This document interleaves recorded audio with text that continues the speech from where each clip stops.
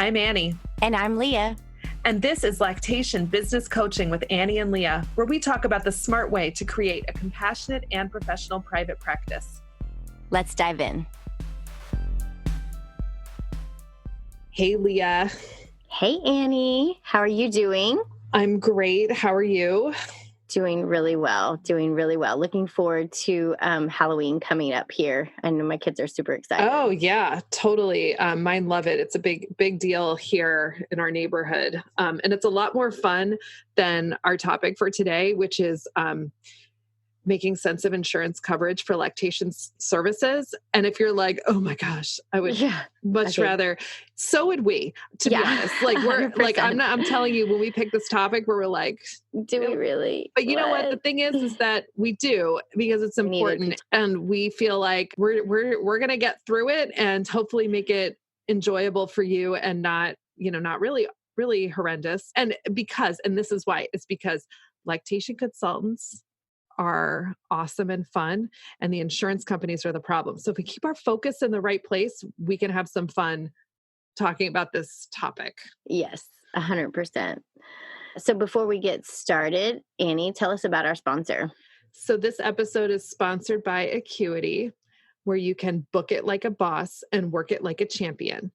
And you can go to acuityscheduling.com/LBC, which stands for Lactation Business Coaching, for a free 45-day trial. Having your online scheduling worked out is going to free up all this mental space for your fight against the insurance companies. So,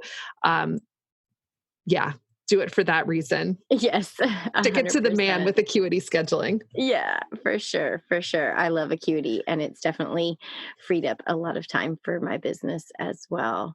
So before we get started, my marketing tip for today actually has to do with insurance. A lot of families are looking for people who take insurance or can help them get their out-of-network insurance claims filed. And so marketing to that point, sharing with people that, I'm in network with these companies, or I can assist you with getting your super bill, your claim reimbursed, or I have resources for that. You can market for that specifically, which can really help those people that are looking for that additional factor in your services. I think that's great. And a lot of people are doing that, actually putting on their website what the Affordable Care Act says, because contrary to what you might think, nobody's actually telling new parents that they have these benefits. Can you believe it? The insurance companies aren't being like, by the way, don't forget, we cover lactation. No, they're hiding it. They don't want their clients to find out that these services are covered. So we can advocate for our clients by explaining to them what the Affordable Care Act says. So, which is what we're going to be talking about in this episode. Mainly, we want to help you make sense of what lactation benefits are and give you some clear talking points that you can put on your website or use in conversations with your clients to help them understand what their rights are under the Affordable Care Act. So if you're outside of the US listening to this episode, thank you so much for your support. Go spend the next 30 minutes doing something really lovely for yourself and just enjoy the fact that you live in a country where you don't have to deal with this nightmare that is insurance. So thank you. Have fun. See you next time. Okay. So I'm going to start by just putting out there what the Affordable Care Act says, which is it's pretty vague. Unfortunately, it says that lactation. That's our problem. That is our problem. It's like our problem. It's also it goes both ways. It says that lactation services are covered. It doesn't specify who should provide them, and it doesn't stipulate limits on when they can get it. And that the problem is that either that can be interpreted really broadly to say, yeah, well then go see an IBCLC, hire me or Leah. But then some insurance companies are interpreting it the other way and saying, well, don't you get that in the hospital? Don't you get that from your pediatrician? Have you had clients deal with that? Yes, that they call their insurance company to see what benefits they have available. And the insurance company is like, we'll only pay for the lactation consultant in the hospital that you got in your global care with your delivery, so it's like considered, well, you got that was in the global care with your delivery. You already received your lactation help. done. Right. And And because everybody knows that you're all set by day yeah, 3, you're for fine. sure. Yeah, Nothing like, you don't happens ever after need day any 3. help. Yeah, these crazy people that think they need help after day 3, it's They're insanity. they're just doing it wrong. That's what I your know, insurance right? company wants you to think. You're just doing Yeah, it wrong. You're not yeah, doing it wrong. You're having those struggles that people so for many people millennia around the world have had. have. Right. Everybody needs help. Absolutely. Yeah. So I've had a lot of that. I've had a lot of the insurance companies taking this to mean like, well, we'll pay for it only if the lactation consultant is also an MD, a doctor, which is like, okay, well, there's 2 in Houston. So Right. those 2 people also don't do lactation consultations. So that's not going to work. I Or they think have to be some other profession as well. I've also had people who were told that this came up when I was a La Leche League leader and doing phone support. People would call, and this happened more than once, where the insurance company said, "Oh, you need a lactation consultant," and they gave my number as a leader. Oh my gosh. They just went on our La Leche League of Queens website and just said, "Oh yeah, you can go see these people." Yeah, because it's free and then Because they it's don't have to pay right. for it. Ah, that's so frustrating. Yeah, and it's not the level of care that some people need. Some people need more than what could be provided in a La Leche League setting. So And La that's so Leche League shocking. leaders, they're volunteers, and it's unreasonable to expect that a volunteer is going to come to your home and do a 2-hour visit. Like, please, if you're a volunteer, please don't do that. Yeah, Unless it really brings you great joy and satisfaction on an immense level. That's not really what's required of you. And it's not yeah. right. It's also not right for insurance companies to expect Like that pe- be their right. resource that for care. Like if somebody's calling you for lactation consult, and then that's the resource you give them free resources. And Um, because this has been, I mean, a problem that has kind of taxed our profession since the beginning, which is, that kind of mindset or attitude that we get is like, oh, but don't you just love to do this? so you Why are just do you it for charging for it? free. Just do Yeah. it for free. And the insurance companies are kind of banking on Banking that. on that. I know. I was Yeah, like, they're totally banking on literally. that. Yeah, for sure. So what That's really happens frustrating. is that clients will be told, okay, we have these services. The insurance companies are going to put up some roadblocks. The National Women's Law Center has a great toolkit that includes phone scripts for talking to your insurance company about what your services are. So this is a great free resource to provide to your clients. Have it, I send it to my clients as an attachment when they book. You can have it as a download on your webpage, to the actual PDF, to just say, here's what you call and tell them to get covered. Because they're what in most cases, well, in every case, it's either you're looking for in-network services or out-of-network services. So your insurance company is always going to want you to go in-network. That's how the whole network thing works. And we've all dealt with that with other healthcare issues. And finding out, after the fact that you saw somebody who was out of network and what a nightmare that is, or your doctor referring you to somebody. This happened to me recently. I jammed my finger and I need to get occupational therapy. And the orthopedist referred me to an OT. And they're like, oh yeah, they're just up the street. I walked up the street. I was like, I'm not even going to have to move my car. I walked up the street and they weren't in network. Ugh, And so then I spent my morning calling around the places that my insurance provided, but I'm like, I don't know if they're any good, but they're in right. network. And I want to Right. stay in network because I don't want to spend a fortune on this. So that's the mindset that we're dealing with. People are already assuming that it's going to be a hassle. And then their insurance companies are saying you have to see somebody in network. But if they don't have someone in network, if they have someone in network, that's great. They can, there are insurance companies that have in network people. And when that happens, that means, I'm in network and I send in the claims to the insurance company. The insurance company pays me.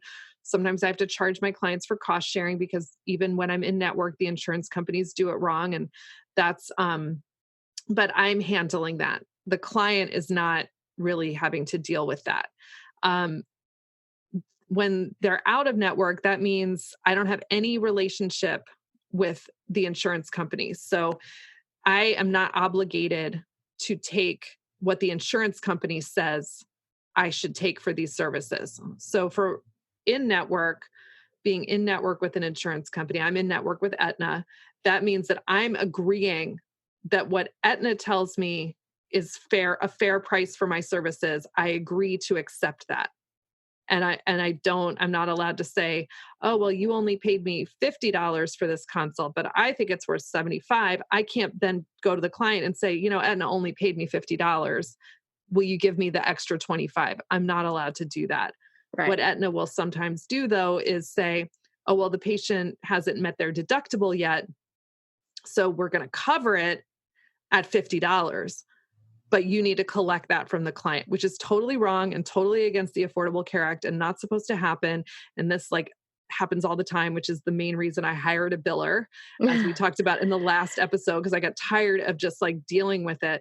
So there's a whole lot that goes along with that. And out of network, you're just saying, my fee is my fee. Here is a super bill. So Leah, you're providing super bills to your clients to send in for the insurance company. So what Right. kinds of things go on the super bill that your out of network clients are sending into their insurance companies? Yes.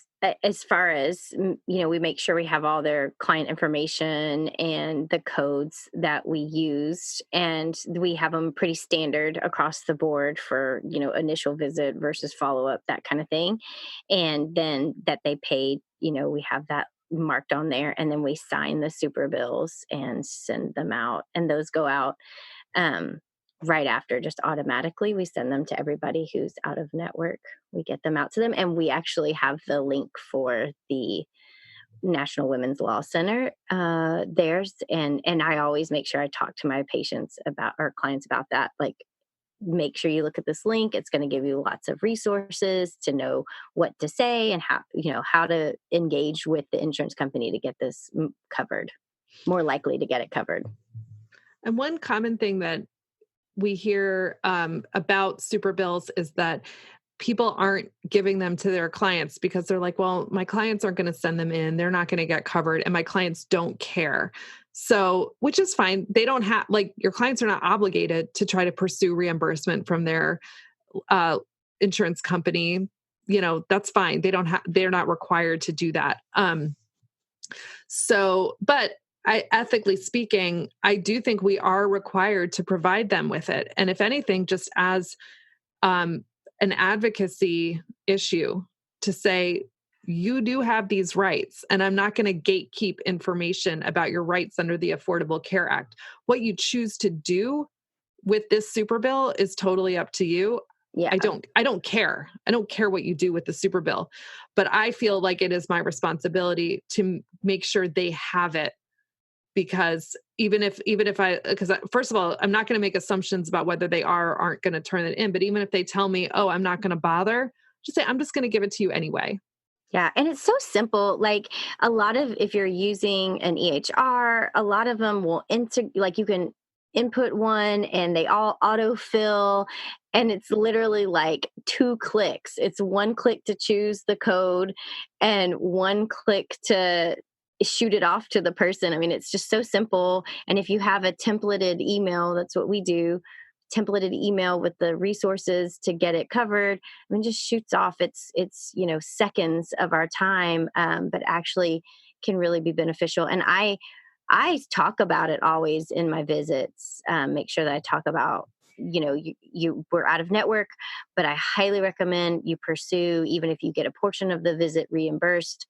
It definitely tells the insurance company that this is a service that's being used and needed, and it will more likely allow us to have the ability to be in network with more companies if they know that this is a service that's being used and needed. And that's, really going to help with helping people who are, on Medicaid and who are needing, don't have private insurance.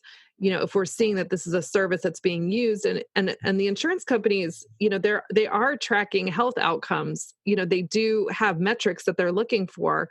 And these are things that we can, we want to show that, if you pay upfront for lactation services, you're not paying down the road for these other related health outcomes that could have been prevented if Right. breastfeeding was successful or went longer than it did. So, I mean, that's, gets into the public health realm, and it definitely, there's crossover there between insurance and public health, and trying to, really focus on the providing the super bill as almost a public health issue. I know there are people out there who are billing out of network insurance directly. So what that means, so the way that Leah and I do it is our clients pay us up front. I know you do it the same way I do. I take Yeah. cash up front. I take my payment at the time of the visit. They get the super bill, and then it's up to them to deal with the insurance company about reimbursement. And sometimes what will happen, I don't know if you've ever gotten this call or like a letter from one of the out of network insurance companies where they're like, yeah, we got the super bill or whatever, but reasonable and customary, we think it's like $18. No. Yes. Yes, have gotten that EOB back. Yeah, for sure. Yeah. I'm Or like, calls. yeah. We've definitely gotten quite a few calls as well. Do you talk to them when they call? Or Well, do you my ever call them back? admin, yeah, I mean, we do if it's something like, oh, they needed it. Because a lot of times it's, even though it's on our super bill, like all the information they could ever possibly need is literally at the top of the super bill. Like you cannot miss it. It's in clear print. Like there's no way you could miss this. And they will call us and be like, we need your NPI. And I'm like, Ugh. because you can't read, like it's right there, or we need your business address, or whatever, which is all on the super bill. But that's the call we get most often. We don't get a lot of like haggling type calls, but most of the time it's like there's some missing piece of information, they need clarification on it, and I just think it's a waste of everybody's time because it's A right. total waste. I get those calls all the time too. And I definitely like cooperate.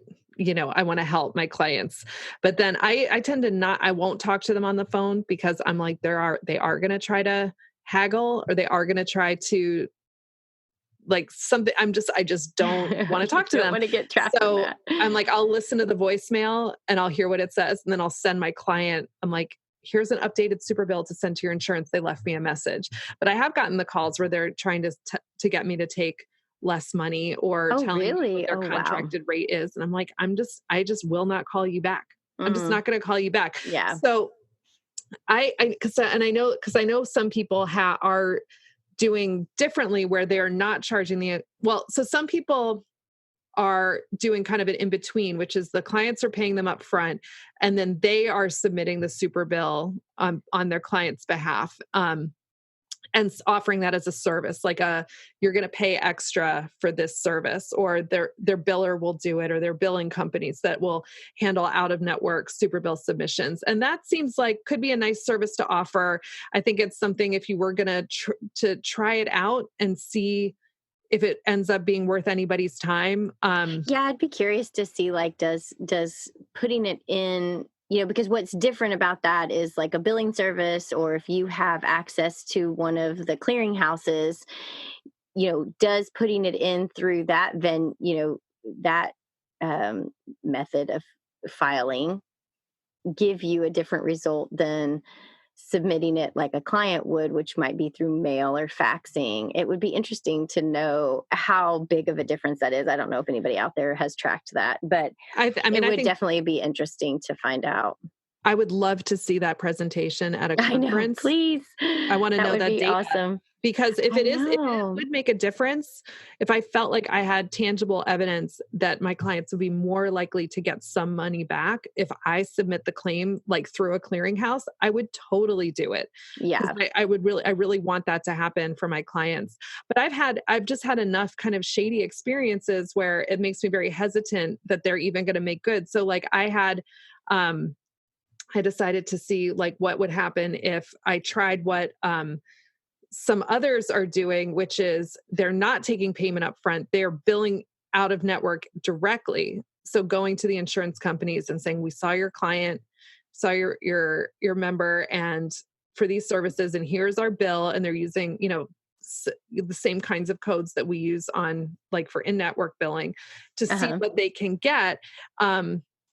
and see kind of where that can go. So I was like, oh, I'm going to try that. I had my friend had a baby and I was like, well, let me just see, like, she's like, I'm willing to like call. And so she Be called, the she got, experiment. yes, got pre-authorization for 2 visits from her Oh, insurance company. We wow. had a pre-authorization number, confirmation that they said we will fully cover 2 visits. So I did that visit in October of 2018. I have received, I don't even know how many different letters from them back and forth. I have not gotten paid yet. Oh my gosh, My that's a biller has year. called them. I have called them. Wow. She has called them. We've all called them multiple times. They send a letter. They said the first letter was like, you didn't send it to the right department. So we sent it to the other address. We got a letter from that department saying, you didn't send this to the right department. Oh And they my sent us to gosh. the original department. Oh my gosh. It's They games. said, oh, we need Literally games.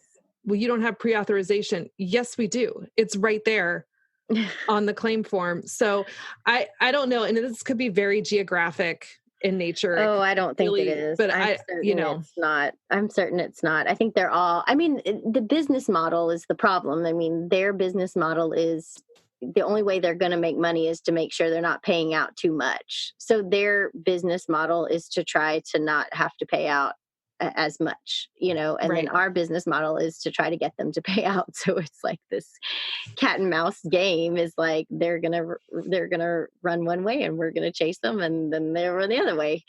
The place where I could see something like that working would be if you have a large practice with a lot of providers and um, there's something, the term called the revenue cycle management. And when you're dealing with insurance, that means I submit a claim on this date, but like I'm not going to get paid for another 2 weeks or month. So the revenue cycle is the time between when I actually performed the consult and when I got paid. And so if you have a large practice, you're seeing a lot of people, your revenue cycle management can handle not getting paid for a longer period of time. Right. Whereas like for me well, I now have somebody else doing consults, but we're still, I mean, like I can only do so many consults a week and I kind of need to get paid for them. Right, like right away. Right. So It I does don't make know. it really challenging.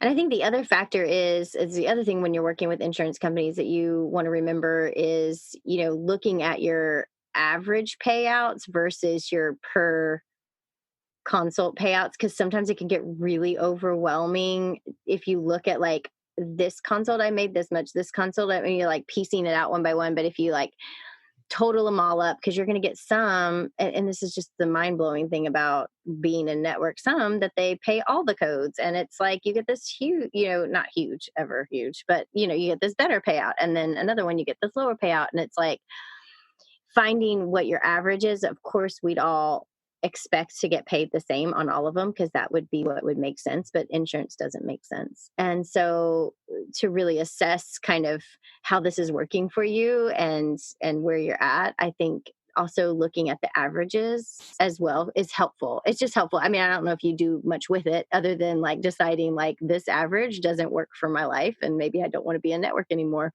Yeah, which Or, is definitely a legit place to get to. And I think yeah, you're totally right with that because so a big difference when you go in network and accepting that contractual obligation is that you're you're using the codes that apply to what happened during the consult versus saying, this is my fee for the consult. And here's like the most conservative way to code a super bill is to put diagnosis code Z39.1, which is encounter for care and exam of a lactating mother, because they're not gender inclusive at the people that write the codes, but right. that's what that code means. That's a diagnosis.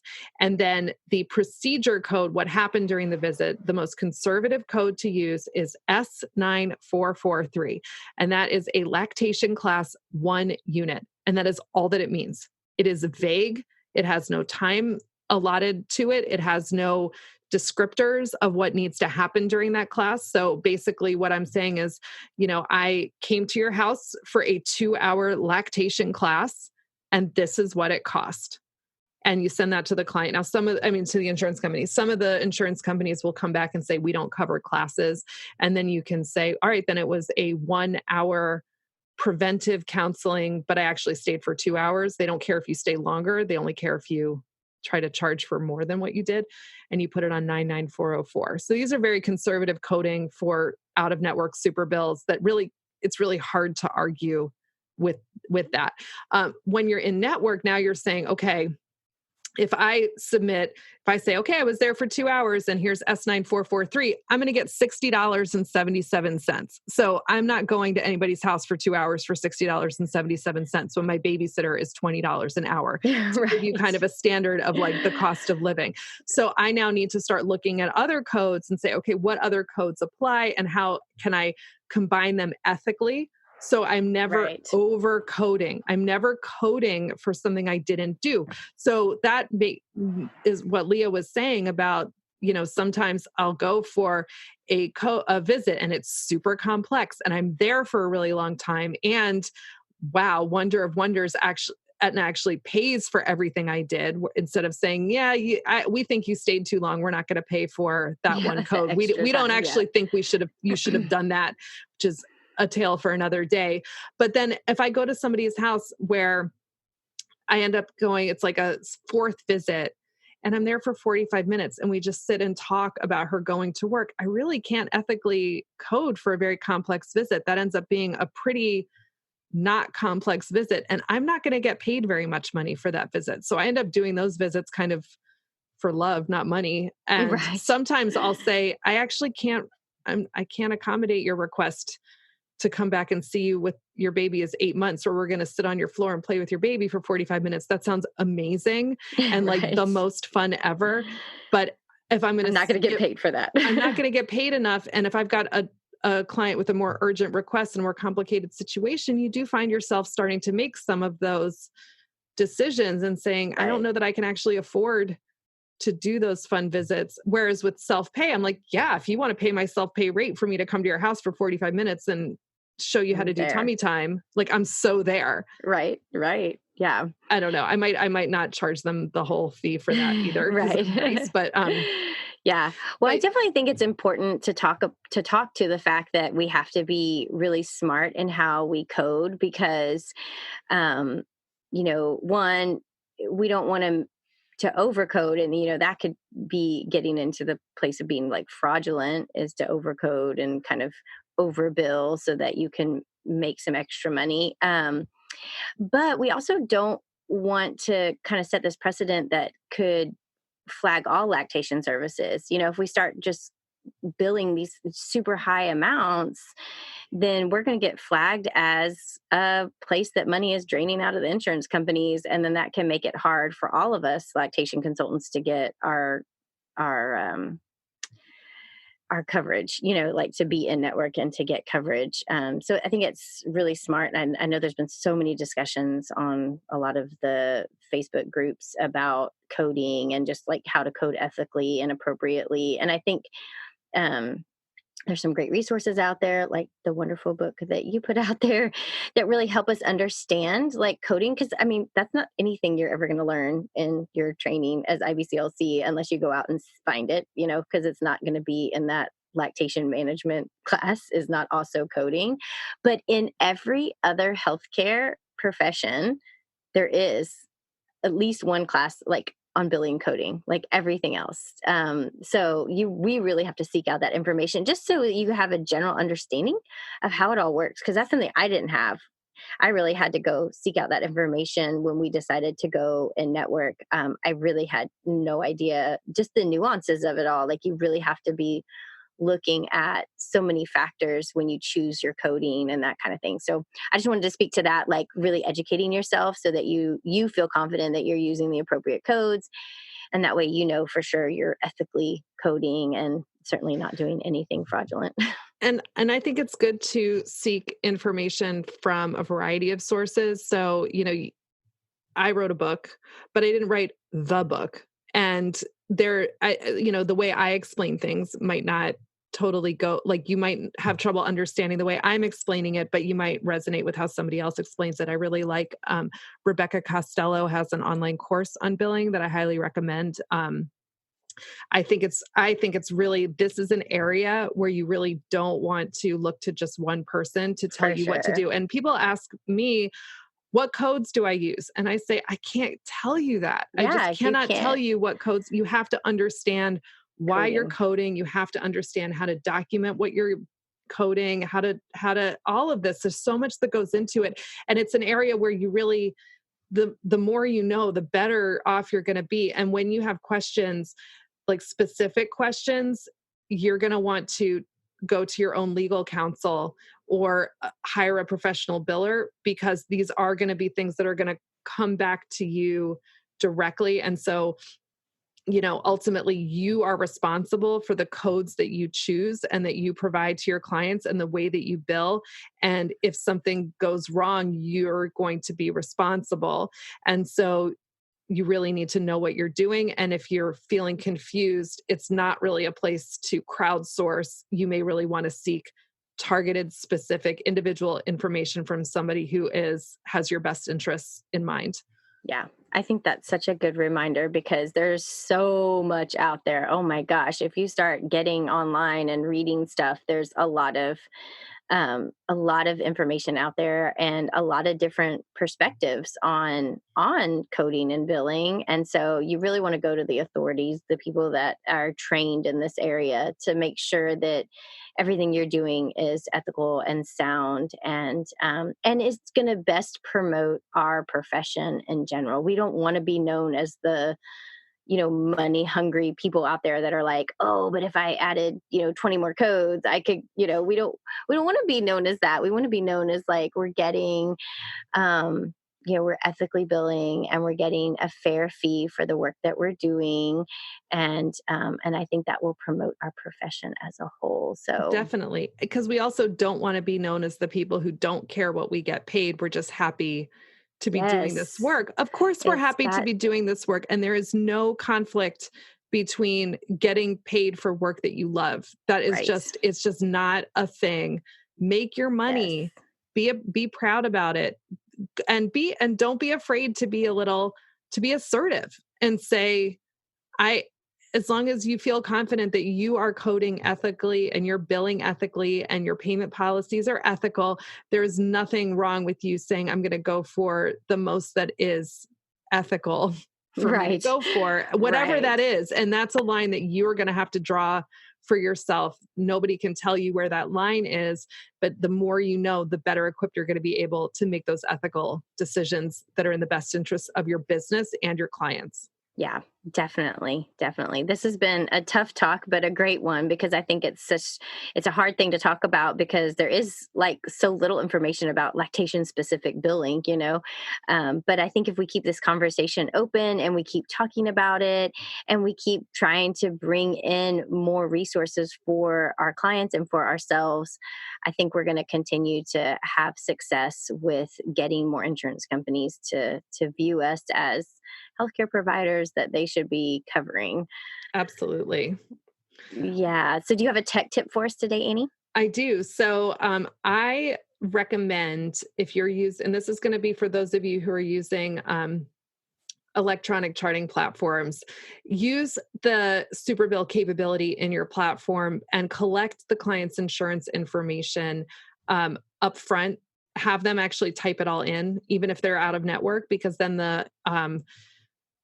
your EHR platform is then going to generate a typed super bill. So you're not handing them something, they're going to hand write in their name and their address and their plan number and their group number. Have that printed for them. It's going to take them a little extra time up front, but it'll be worth it. And if you're not using an electronic platform, but you are using Acuity for scheduling, and say you're, charting on paper, but doing online scheduling, have Acuity collect that information for you up front and just offer that as a service, that the super bill is typed but include that. Like, don't say like, and for $5 more, I will type your super bill, but just bundle Right. that into the fee for the service and provide it as a courtesy, because I do believe that, and again, I would love to see the data on this.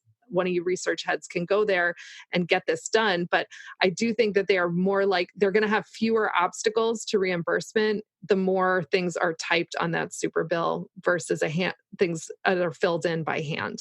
Yeah. So it's just a nice thing you can do for your clients. And you can have custom intake fields in Acuity that will collect that information for you upfront. That's awesome. Yeah, I forget about that they have all those customizations Yeah. is so awesome. So awesome. Well, it's been great talking to you today and kind of hacking through this maybe not so fun topic, but we always seem to have great conversation and I love it. I love to keep this conversation going. So if you have comments or perspectives that you'd like to share, we'd love to hear that as well. So definitely share that with us and we'll look forward to getting back with you guys the next time. It was good talking to you, Annie. You too, Leah. Bye. Bye. Thanks for listening to Lactation Business Coaching with Annie and Leah. If you like this podcast, please leave us a rating or review on iTunes, Stitcher, Spotify, wherever you're listening right now. And don't forget to hit that subscribe button so you never miss an episode.